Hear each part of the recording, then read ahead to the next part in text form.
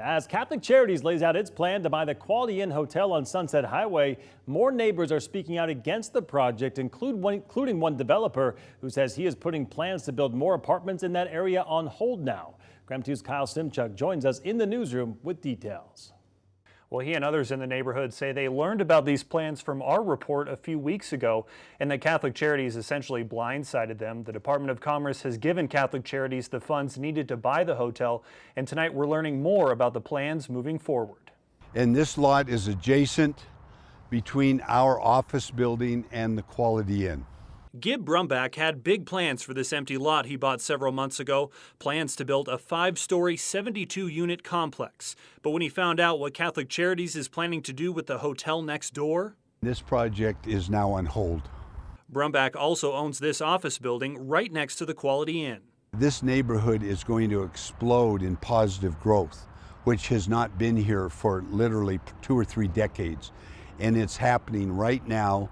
And it may be stopping right now.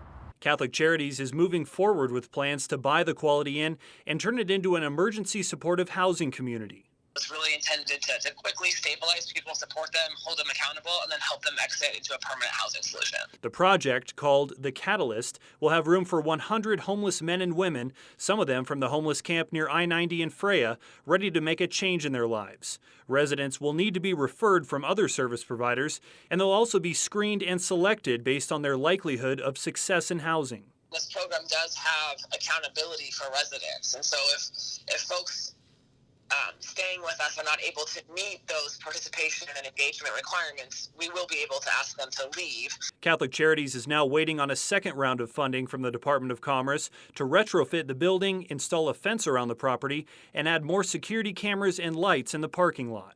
They can talk about fencing their property, and what they're saying now means nothing to me. Brumbach says he was never given a heads up about the project. So does West Hills Neighborhood Council Vice Chair William Hagee.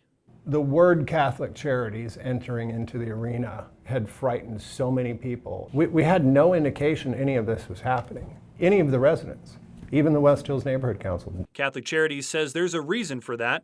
The owner of the hotel didn't want them talking to neighbors or the news. That the seller had concerns about that news being made public and potential impact on employees. And so there was an agreement to not talk publicly about the possibility of that acquisition. And if Catholic Charities is awarded the second portion of these funds, they expect the Catalyst building to open within 60 days. In the newsroom, Kyle Simchuk, KREM 2 News.